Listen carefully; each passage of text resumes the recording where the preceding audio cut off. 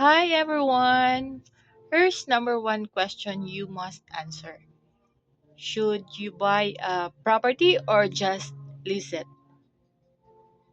Ito talaga yung maraming tanong. Ano ang sagot mo? Well, for me, leasing is a lower cost and flexibility, while buying is a long-term investment and security.